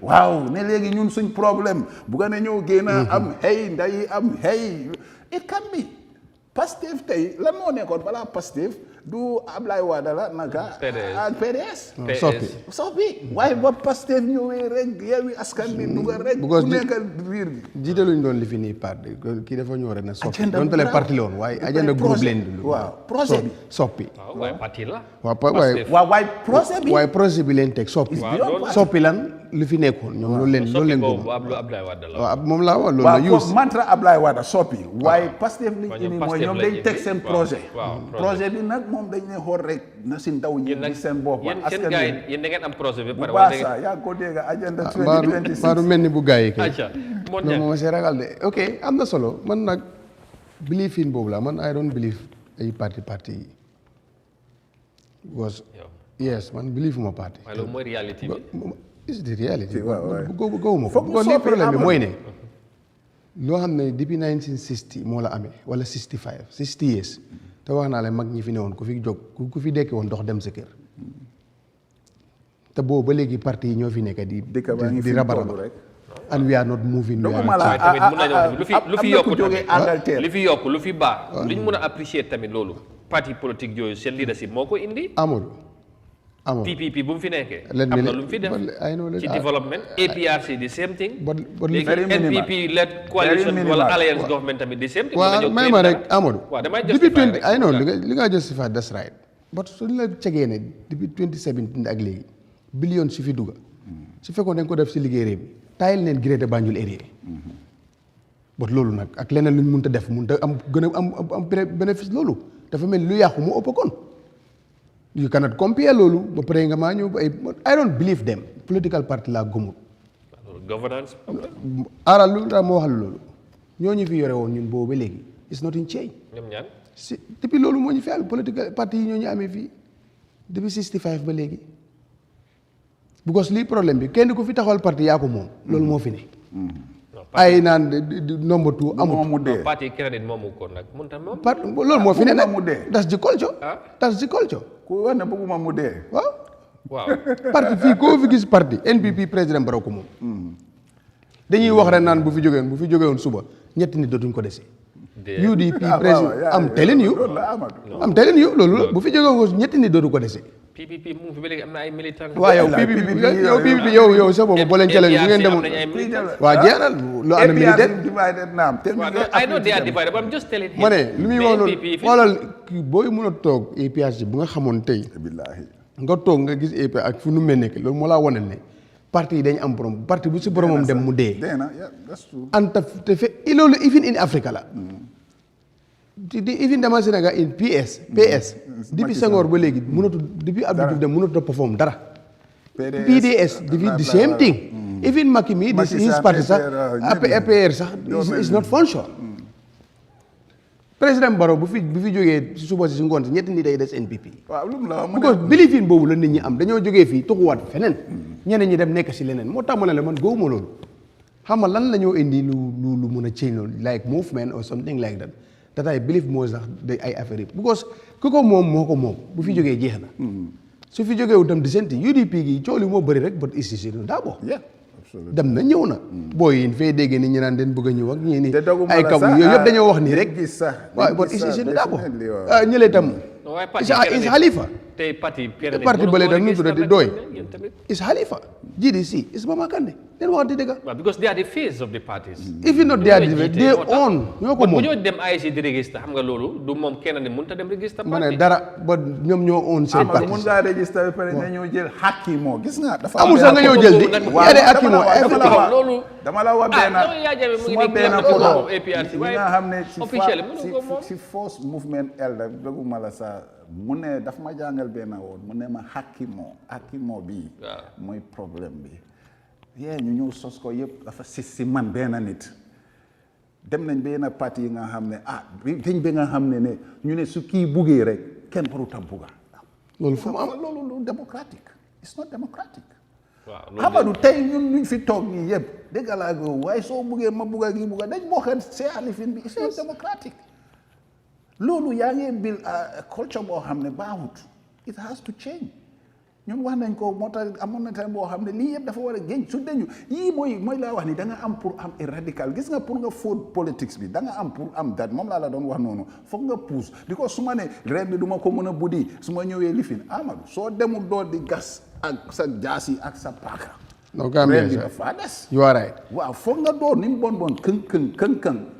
xëpp amaan na ñun duñ ci mun a baral ma rek amaan na ñun duñ ko mun a def tey bon next 5 years mun naa am a radical movement Pastef fan jógee 2014 ba Sonko di génn gars yi di ñëw they were ethical they were not ready to compromise on ethics loolu mooy politics they were not ready to compromise on natural resources ne suñ xaalis yi suñ tubaab yi ñu ngi ñoo exploit understand nga xam nga loolu tax Pastef nit ñi gëm ko dafa am si luñ ko tënkaa waaye all time politician lu ñu doon def français yi dañ ñëw dañ jël ma dem toog ak nakaati Macron wala kii nii dem toog loolu la gars yi gëm understand nga nekk sandela yaay jaaka drinks ñun soxluñ loolu liñ soxla mooy askan bi yéen a ngee sofa comme tu lu ñoo ooyee a third force boo xam ne movement style ñu teg radical agenda ñëwaatuñ fii pour naxaate Amadou loolu mooy di réalité ñu waatuñ fii di dem naan dañoo jënd carte fii wala moom gox bii nii wala xeet bi ñoo fi moom ñii ñoo fi moom non youth si nañ xam ne seen future is at stake in Gambia so political parties bañuñ leen fii lañ leen fekk it's just a registration Amadou dencal sa million tey su la neexee nga waaxu rek ut ay few nit maa ngi nii xam nga ñaata nit a bugg a dugg si political loolu la bugg and right now am nañ about 20 political parties and there will be more am nañu waaj a register am nañu register ba pare fii ak 2026 xam naa ragal naa kay mu jege 30 parties waaye Gambia su eegee 50 li ma dégg dañu bëgg a ñu ngi waaj a register ak ñu jëli form ak ñi nga xamante ñu ngi ci yoon bi di ñëw dafa bari torop bon loolu am na loolu rek message la am na li ngeen di wax ni da ngeen di foog ne parti politique du mbir mi bon am na ñi nga xamante ne dañ gëm ne bu fekkee da nga bëgg a effect change wala da nga bëgg a nekk ku ñoo bàyyi xel ci géopolitique bi foog nga samp sa parti bokk ci mbir mi dugg ci làmb ji pour am si dara pour am ci dara pour waaw loolu nag moo ci ñu réew nag non am nga lu tax you are right but Amadou sometimes neen dee jël exemple boobu noonu na la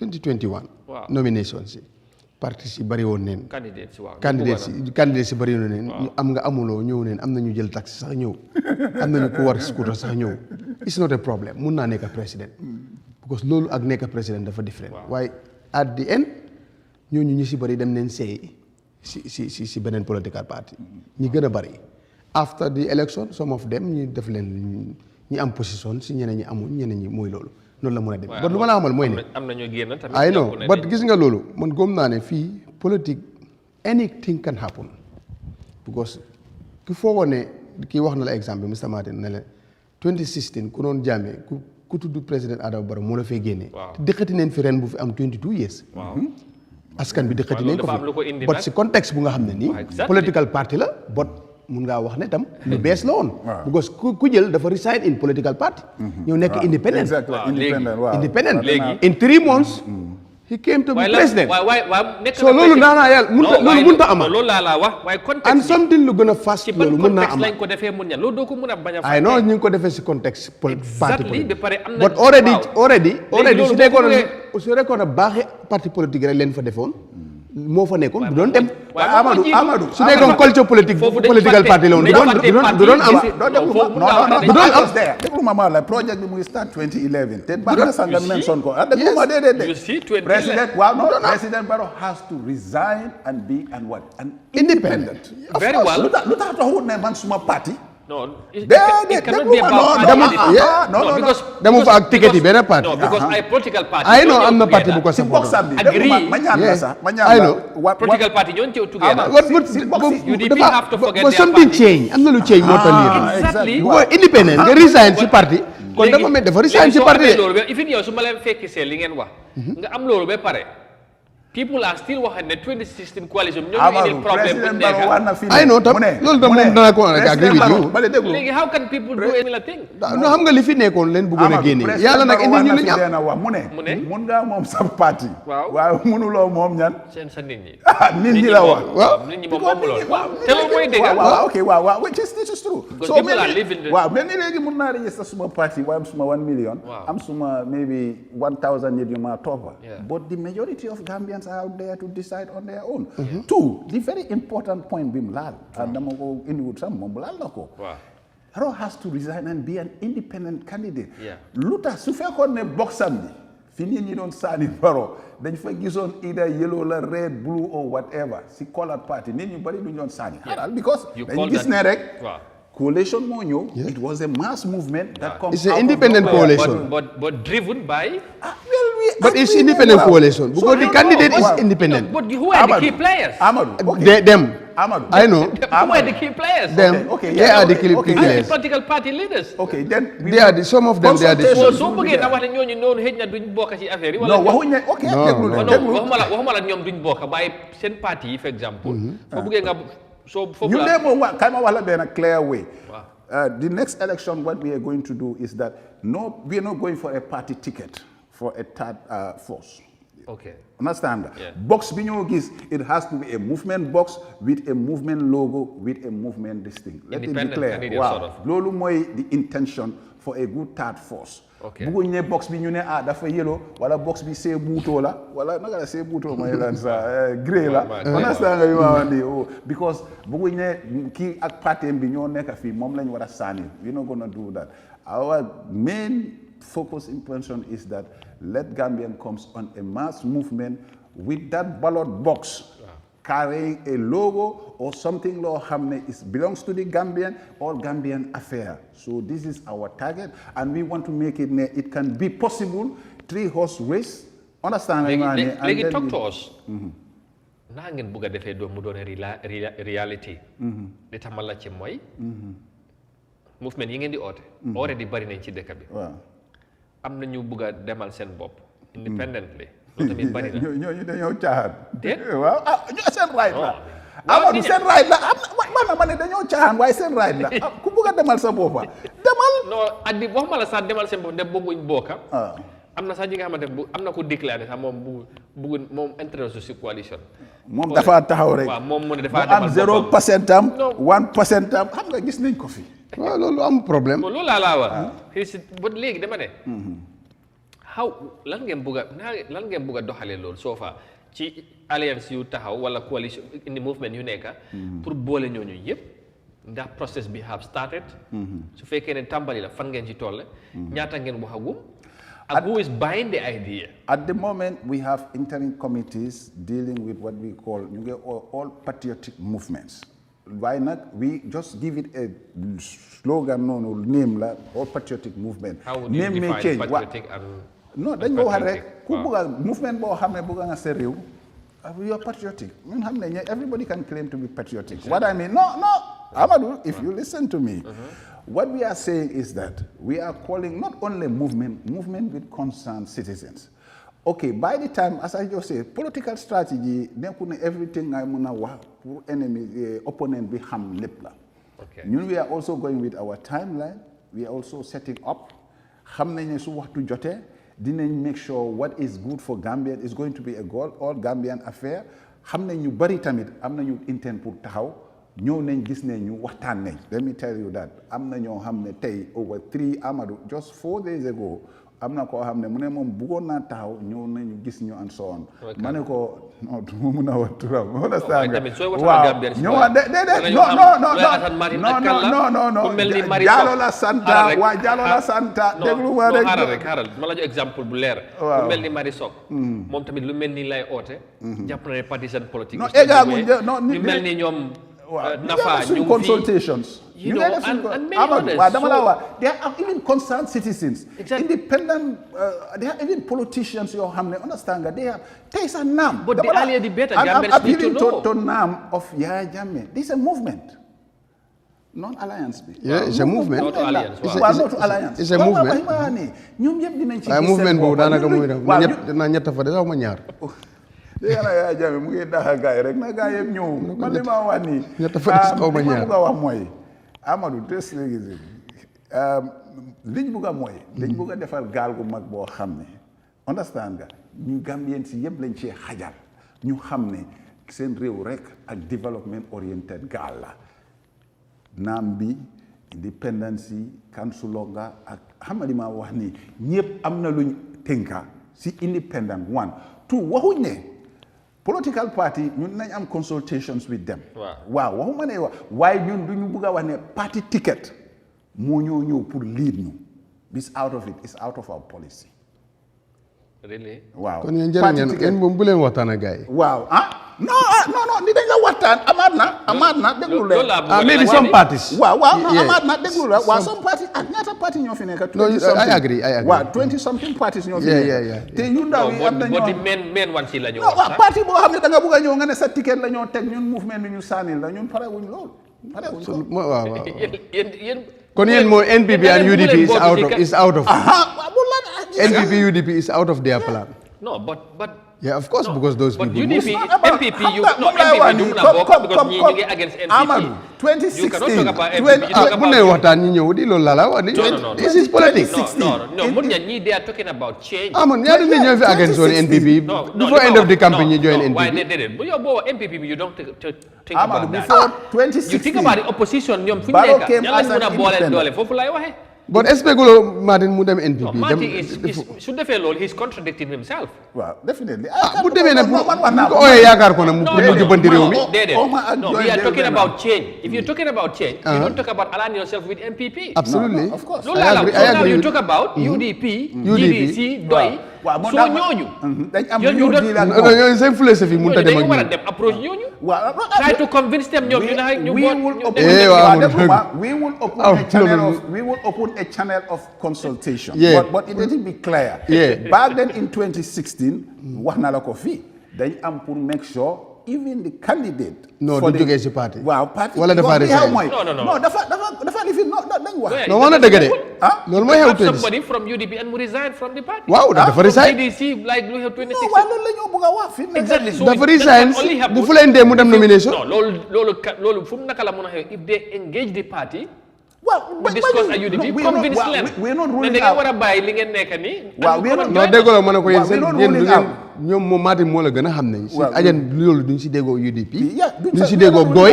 loolu moom óor na waaye nag parti yi bari neen mun nañ si déggoo so many parties. waxtaan mun naa indi we're not ruling out engagement. Of course la moo indi coalition 2016 waxtaan moo we're not ruling out. I know, I agree. We're not ruling out engagement. Exactly. waxtaan waaye dama la bëgg a woon position ne yow baax fàttale ku nga fii wax na ko fii ne la 2016 conditions yooyu also are coming ñun dañoo ñëw with a negotiating conditions but again our philosophy our mission is clear waaw let it be clear ne understand nga politique bi fi nekkoon ñun mënuñoo dem di ko doxee di jënda yaay company tega sabari xam nga li ma wax ni. But are you ready to go and face these men? At some point, of course, it's part of our strategy. In the next few months, you engage them. Already, you can build a committee, a negotiating committee is coming. And probably there is a modus operandi about either we're going to write to them, or how we're going to see them. Man, I've been doing that. Amadou, you've been here. I used to take my own personal efforts and personal listening. Or if I something nga ko gis nga olen ku nekk ñang man maa fa bugg a toog sona nañ ci loolu. Then she saw so gisee ñu extreme 2021 will have been a good lesson boo xam ne Amadou du 3 times yow sa boppa dama laan bifin sa understand ngeen ñëw be tout fale ak fale yëpp oote naa leen dara jëriñ fa dara so it's up to the Gambians definitely nag I know fi nga bosee waaye it will be up to the Gambians themselves ndax dañ bugg a dundee si coono bi continuer ak political party ñu fee tega sabar di mbalax di tarangal o dañ bugg a wax ne nañ la ñu seet loo xam ne Gambia ci tamit in as much as yaa ngi wax ne coono bi bari na métti na that's the fact but tamit su fekkee da nga xam nga tamit ñu ne lekkati kese waaw du nax béy ndax it béy waaw su fekkee da nga bugg a indi lu bees there should be something lu mun a inspire nit ñi mu ngee ñëw indi tax nit ñi bugg a am leneen lan lu bees moo war a ñëw parce que it's not about ñëw toog rek di dig nit ñi noonu rek si dañu war a loolu tamit dafa yomb si leket googu noonu leket googu nag moo ñu yoree leket neen gu naxut kenn noonu waaw dis politicien moom la ñoo jëfal moom la ñoo wan nga ne nii seen ko nii ñu ne la mais ba def buum si sa baat bi dem takk la ñoom dem toogaat yeewi la yow nga ne di wër leket gi ñu dëppaat ko leket yi neen koo naxut béy loolu la ñu gars yi di reyee moom la ñoo naxee ñun dak leket bu ko lu fa de nii nga ko dee def ñu coppati si ndànk jox la saaku maa la biro ngi diwlin nga dem toog wan moon mu jeex élection bi passé waa ji doo ko koolee doo ko mën a jot soo demee office mu ngi leket boobu dina fekk am na dara dara loolu nag yow saaku maa la wan moon bénéfice ak 5 years suffering lu compare loolu dara la loolu laa la waaw moo tax leket nen du ndax béy googu léegi moom la ñoo reyee nag ñun Amadou bon ñii dañ fekkee da nga bëgg a counter loolu lan la utee ak loolu nga mun a teg ci table bi loolu laa lay wax moo tax xam nga fekkee ne bu naxul béy dem dana day nax béy ba jàpp ko yeew ko gis nga biñ doon launch it was definitely clear ma ne la bil nañ 2026 agenda book yow gisoon nga ko mais éegee nañ ko and so on we have defined a radical agenda boo xam ne all the sectors te benn léegi is not conclusive dañ binda loo xam ne comme li gars yi di wax projet bi ñun dañ binda agenda boo xam ne dóor nañ every sector of this thing but it's not conclusive amaat na ñu ngi xaar benn ñang wala keneen ko amaat mu ideas ñu roof ko fa am na time bu ñoo génn si pour tegal loolu Gambian si du yaaga ma jox la is timeline xam nga now towards December there is a lot that can happen in politics waxoon naa la fii waxtaan ma ne la a week in politics is a very long time waaw so yaa ngi am a full year Amadou moom laa la ku waxoon Yahya Jammeh ne Barrow mooy ñëw Yahya Jammeh kenn toogu 1 year ne ko Barrow mooy ñëw replace ko but okay let's come back to another thing about governance you see the failure of capacity gis nga Amadou soo waxee am na fii nga ne xëy na def na dara moom itam def na dara PPP def na dara capacity bi nga dee am if you have a capacity tey to do 100 Amadou yow nga def 100%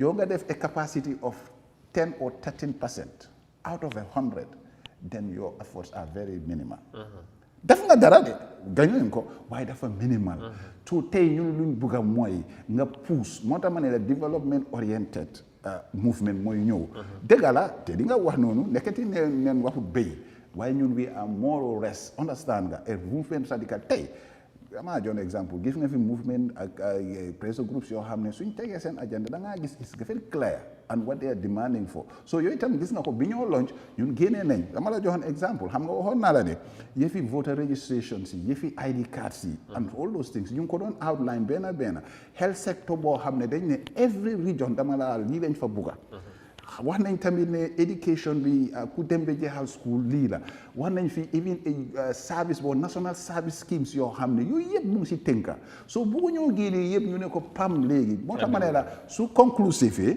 ñun we will tell all the media houses we are now going to explain to you this is the conclusive project for the agenda for the Gambians 2026 so with what da ngeen bëgg a indi moom ña xam naa da nga ñëw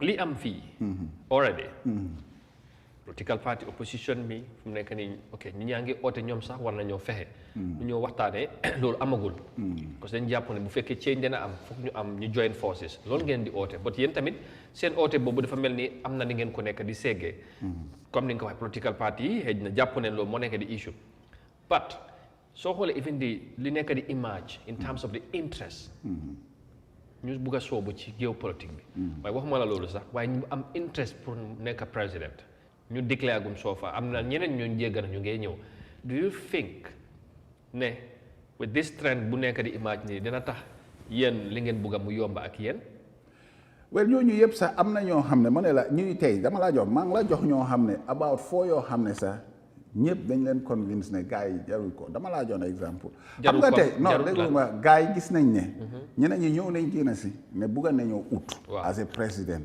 waaye could you believe ne tey some of them are even in our committees dama laa jox exemple for instance déggoon nañ fi ñoom imam ak ñeneen understand la ñoom Pastef fa ñi yëpp we have Amadou moom laa la wax nii ñun am na foo xam ne def na ñu ngeen def suñu liggéey xam nga léegi olof ne naka ku yoot naka du saxaar waaw am na yeneen yoo xam ne Amar dafa bëgg nga saxaar waaw su ko defee ñoom baroo ñi xam léegi boo saxaree picc bi naaw de exemple rek de am na fi ñu defee suñ outreach yaa ngi fi am ñoom yoo xamuloo am na yenn mouvement yoo xam ne dox nañ dox yoo ne am nga ñu ne togg bu naree ne bu baxee dafay xeeñ waaw waaye kañ parce que li ma gën a jaaxal ñii lu ñoo tooga xam na 2016 tooga ba moom la bëgg a wax nii xam nga dafa am boobu gars yi toog boobu dañ lakkoon waaye seen duggee bi boobu dañ ko lakkoon ñii da nga war a xam fan ngeen di duggee ndax Serekunda ngeen di dem waaw loolu moom la timeline also is a strategy parce que tamit yéen ñi ngeen di bëgg a jàmmaar lool wala am na ñoo xam ne tey su ma la tuddalee yenn façon yu tuur yoo xam ne tey si liñ waxtaan ak si liñ tënka xamadi di nga ne egg ngeen foofu moo tax du ma bëgg a wax am nga ko bëgg a wax yëpp teg da nga siy teg bloc rek di nga non bàyyil maa din mu teg si bloc am na ñoo xam ne am na nag ma daan gis are they insider from the other camp I'm just taking you these are some people are concerned Gambians and waxuma la sax loo xam ne ñun xam nañ political kangamam yoo xam ne gis nañ ne ñoom partisan wokkut seen side sax they are ready to come to this there's going to be a force let me put it that way force boo xam ne all Gambian affaire Amadou su boobaa dinañ la ne ñu ngi tënk suñ politique si xam nga li ma laa am na fuñ koo naarooy daw xam nga la moo tax may la ci du ma dee dégg ñu mel ni gars yi MPP di leen wax sax ay alliance war a ñëw pour ñoom loolu du problème seen problème it's about UDP maybe GDC concentration bi foofu la naka la ñoo ambassador ñooñu sax xëy na in some areas loolu la ñoo liggéey but xalaatuñ ne ay maybe alliance yu war a ñëw from independent country they don't even talk about that so dafa mel ni ñoom sóoraale woon sax yéen ne du ay traite politically ci ñoom te noonu lañ ko bëggee ba time biñ baree pour surface parce que am mooy li ma la wax ni kuy yor de saxaat am na fooy ñëw pour wane seen boppa xam nga tey gis nañ NPP si panique lañ nekka yow tey yaa ngi am lot of time pour liggéey waaye yaa nga naan xarama politique danga am na ñeneen ñi Amadou di nga ñëw yuuxu fii man maay li fi nii ma moom yut si ak yooyu noonu nga foog ne ñi di dañoo nelaw Gambian bi ñu bari dañ smart de because xam na li ñaa ngi doon wax la tey politicien bi ñëw di man na ak yooyu noonu boy am 500 baa ngi nii $1,000 baa ngi nii ak yooyu noonu nga lekka kooku dina lekka because and the slogan that will come to Gambians mooy lekka leen foo leen pare ngeen vote fu leen neexee parce que nit ñi dañ soona because xam nga ne mooy back to li you teach people how to fish you cannot give them a fish every day munuñ ko suñ ko defee mooy politique boobu moo fi nekka depuis 1960 ñoo gox bi su paree di fin rek ma daaneelal leen lii rek defal leen lii wala ma ne leen politique yi tali la understand nga yéen a ko moom tali bi rek benn Amadou people want to have a better health care they want to have agricultural welfare understand nga education for their kids safety understand these are things that are happening in our lives but are the politicians addressing these issues it's not sufficient all right ok léegi am na solo xam naa ne comme ni ñu ko doon waxee rek political parties daanaka sax fii nguur gi fi am political party dafa mel ni ñaari nguur nga amee bu ko soo yaay dundal sa political parties executive bi ku ne dina am moto regional chairman si dina am moto si for where it's coming from and that political party is not making business fan la xaalis boobu du jógee daanaka boo nekkee président nga am political party ñaari nguur ngay doxal because party is very expensive so parti bu nga xam ne moo amee nguur dafa expensive any important people da nga bëggoon ne dafa amee moto buy jël essence fuel everything including your ministers ak the government so political party have their own ways lan fan la ñu raise phone fii political waaw yow every year raise phone mën na laa dundal one year NPP gis nga ñu raise phone fu ñu ko raise fuñ ko foog ñu organiser raise phone ban gaala li ñoo spend a day gaala boobu mënu koo res waaw you have some what some key players yi part ñooy contribute dundal parti so ñooñu nag arama wala key players yooyu ngay wax ni if you spend 10 you receive 10 feneen ñu bàyyi la nga jël téeméeri feneen kay foo xam ne nii du ci yow la waroon dem waroon naa dem feneen. ok loolu leneen léegi ñu wax ñi seen luñ bëgg a indi. lu non am na lu ma koo laaj. lii yëpp waajaay la. te ñu ngi jëmal 2026. referees yi change nañ njiiti referees. waaw mooy IEC. so how do you see chairman ku Barrow ak fii yokka. waaw ak ñun yokka yooyu. te mos nañ ko fee wax sax yaa ngi fàttali suñu benn waxtaan ak fii bi. chairman baax na. Joseph bugga nañu waaw.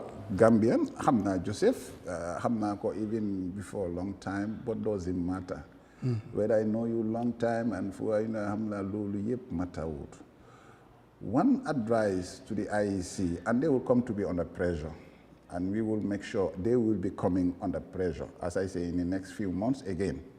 Gis nañ fi tey gaala complain nañ ñoom assets lañ doon wax ak lifin waaye ñun itam we are building up strategies to make sure IEC does a cleanup.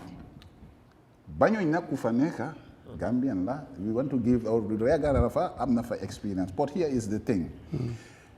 One fundamental thing li tax ñu am an IEC is to ensure independent electoral system mu govern mu joxe understand nga what their mandate is. Put commissioners, give out results, monitor elections. This is what we expect Mr. Joseph Koli and his team to work on. Okay. If we encounter any iota of biasness, any iota of favoritism, IEC protests will be taken to the IEC doors, and probably again something may happen. As I say, Gambian election. Bias from where? Dama buga wax rek no xam naa ne duñ egga foofu. You are talking about independent electoral commission. That's what I'm saying. That's what I'm saying. But sometimes they are one being so. Sometimes guy need reg leen de. So if you talk about bias, man espeguma deguma I know Joseph dama jox with due respect. As I say xam naa ko from long way. Amadou, we are not here to be played with. Dama ko advice rek. This is advice that's going on to him. Parce que daf ma laaj naka laa ko gisee.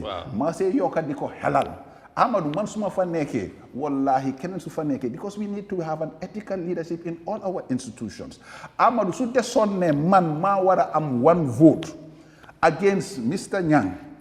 Amadou nga war ma ko tibal man dama dee wax ne xam nga li ma la wax nii bugguma ko te in short I mean yal na daal si ñaan daal understand nga bigu ko su winee win na jox ko ko.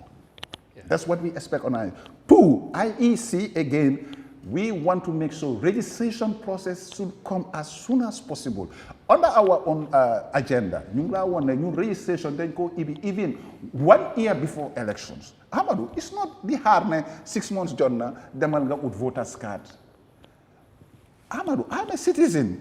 This is an institution. Suma voters card rena, wala dama I'm 18 years old. But young, lan mo matere ma daw kuy mami uti ID card ma ñëw rek ma am suma ID suma voters card dugal ko suma post denca.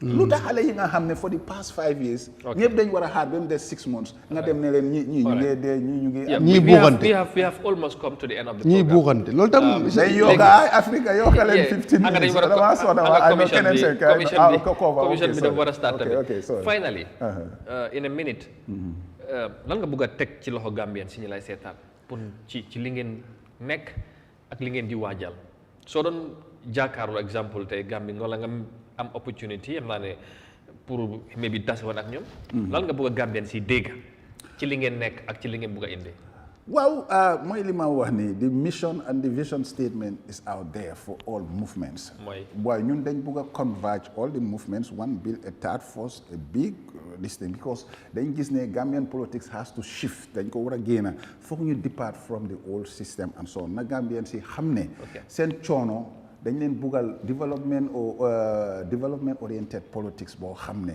pour liggéey askan bi ñu gis seen boppa réew mi dina ci tuuti duna bi mu nekka looloo tax ñu ngi call for their good judgment ñu ngi call for their good common sense one two dañ gis ne tamit dëgga ñun waxuñ ne duñ discuss ak political parties but we're not going to wait for them because already ñun tam gis nañ ne understand nga instead of delays and lot of regressive dafa am loo xam ne politics bi culture bi dañ bugg a daanaka mu change te wan yaakaar naa ne Gambians in their good judgment dinañ gis ne lii safaral seen mbir politique yi safaral la ñoo ñëw solution politics ñun gëm nañ ne nit ñi jàng nañ seen lessons from 2016 2021 now war nañoo testaat something because loolu mooy li nga wax ni am na lu bees luy ñëw Amadou sooy jël product boo xam ne dafa màgget comme continuously nga koo jaay nit ñi dañoo today our world you are innovating tey yéen ni ngeen meloon 10 years ago ak léegi is different look at all these things so we have to make sure we renew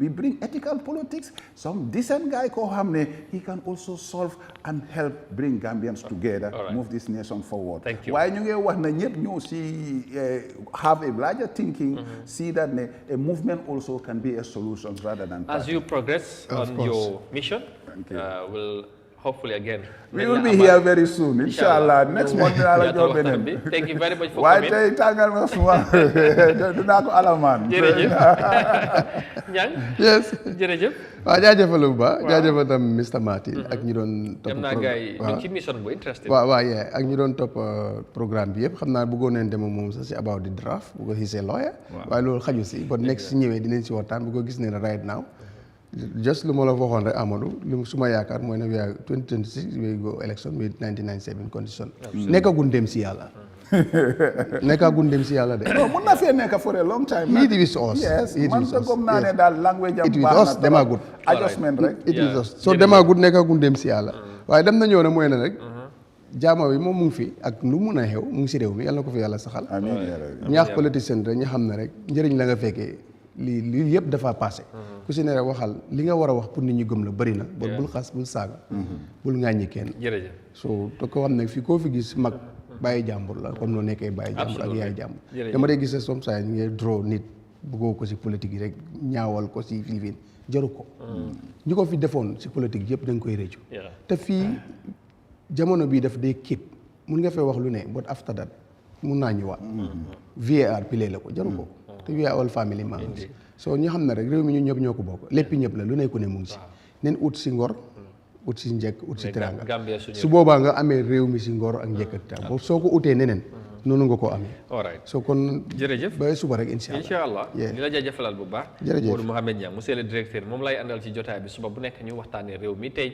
ñu amoon mbégte bu mag a mag dalal fii lawyer Assane Martin nekk renowned lawyer tamit advocate ci lu bari li xew ci réew mi ñu ngi ko gërëmaat de ngeen ci mission bu nekk danañ ko fi amaat incha allah continuer di wax ak ñoom ak ñeneen comme ni ñu koy seqee ci different political stakeholders yi ak Gambians yi nga xamante ne am nañ yéene bu rafet ci réew mi comme ni ñu koy defee toujours ñu ngi leen di gërëm baax di gërëm suñu viewers yi ñu oncle Sall Diagne Ngom Baro Ba Moro Sané and of course Malan Sané ñi ñoo mujjee ñëw thank you very much seen comments yi gars yi enjoy nañ waxtaan bi ñoom Diagne Ngom thank you very much ñu ngi leen di gërëm bu baax di leen sant fi ngeen mënoon a nekk di ànd ak ñun ñu ngi leen di appreciate toujours buñ fi nekkee ngeen ñooy jungee ci jotaay bi bu ci yàlla àndee suba tamit dinañ fi di dellusiwaat fas yéene continuer di waxtaanee ci réew mi ak xew-xew yi ci biir réew mi di leen wax jërë ngeen jëfati waaye bu leen sori léegi-léegi ngeen ànd ak Eyeafrica TV ci li xew ci commission bi wala ci comité bi ci National Assembly bi